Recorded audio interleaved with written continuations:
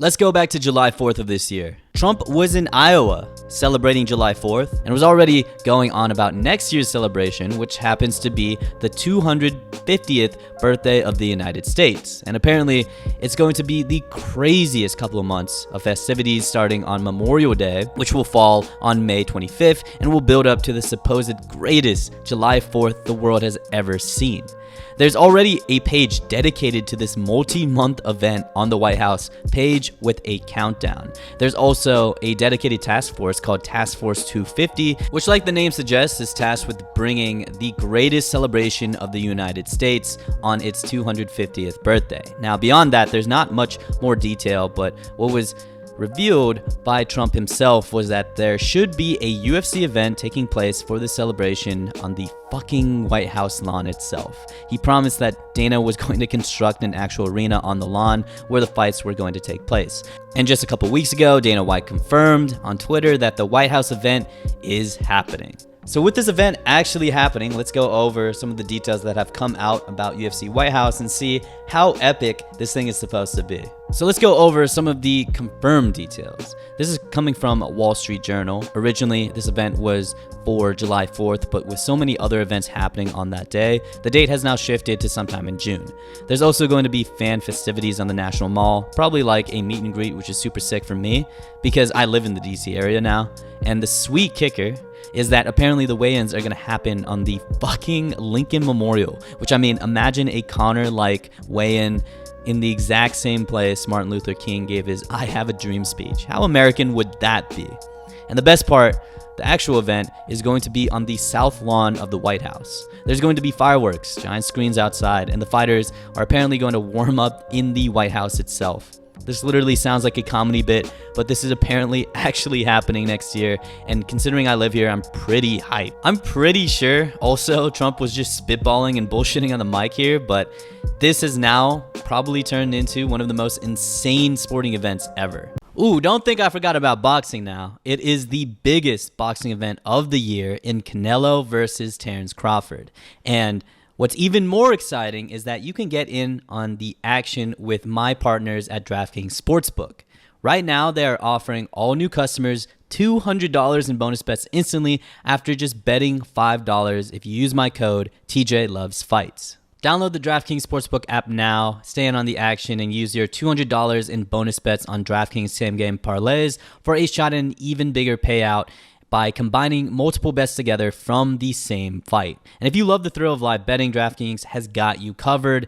Bet live on in-progress fights right as they happen, making watching the matches that much more exciting. If sports betting is not yet available in your state, don't worry. You can still join in on all the fun with DraftKings, pick six, and have the shot to win cash prizes. Download the DraftKings Sportsbook app now today. New customers use my promo code TJLovesFights, bet just $5 on any wager, and get $200 in bonus bets instantly. Again, that's promo code TJLovesFights only at DraftKings Sportsbook.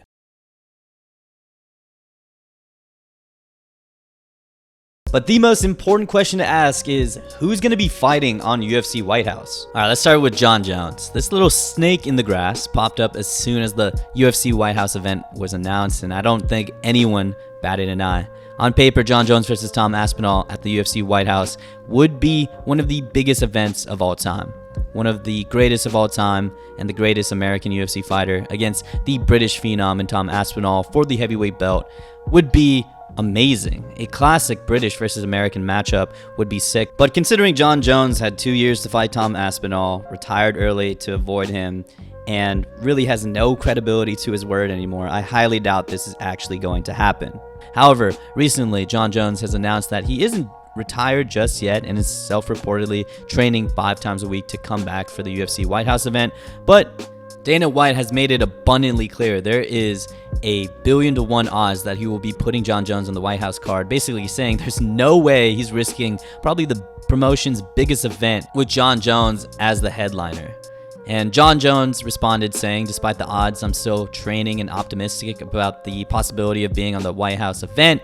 Then he goes on to say, but I like my chances. After all, 1 in a billion is exactly what it took to end up as Jon Bones Jones in the first place. Yeah, whatever that means. Anyways, if Jon Jones does come back, I highly doubt it's going to be Tom Aspinall, but I do think a solid fight for him on the White House card would be Alex Pereira at heavyweight, because one, at least for us, it wouldn't be holding up a belt or any rankings, but of course it would be between two giant stars. And obviously Jon Jones would take this fight because he would have a much better chance running through Alex Pereira than actually fighting a real contender at heavyweight with Tom Aspinall. But there's a lot of ifs with Jon Jones coming back, and obviously Dana White doesn't even trust his once golden goose anymore, so I highly doubt Jon Jones is actually going to come back. And speaking of former golden geese, Conor McGregor has also shown interest in the UFC White House event.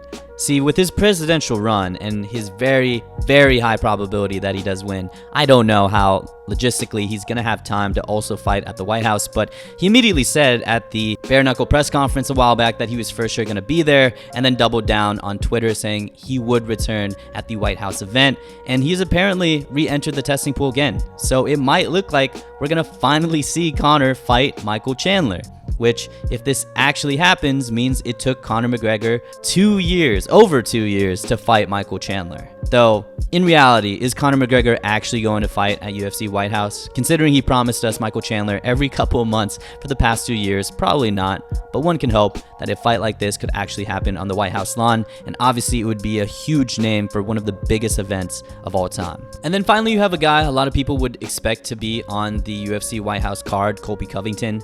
He recently said in an interview and basically was begging to be on the UFC White House card, and with his connections to Donald Trump and his support over the years, he'll probably get it. He also called out Paddy Pimblett for that matchup, which honestly makes a lot of sense, and out of previously mentioned guys and potential matchup, this one probably has the highest chances of actually happening.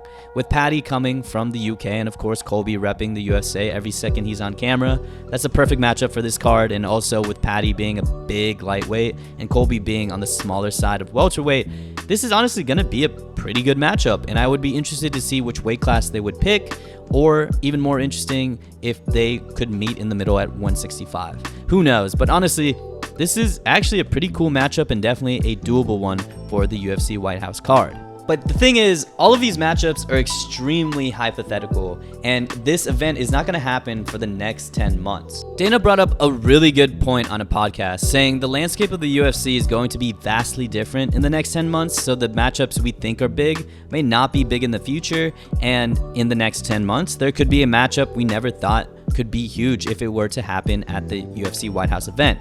With this card being drawn up so far in advance, it's practically impossible to know what are going to be good matchups for this card.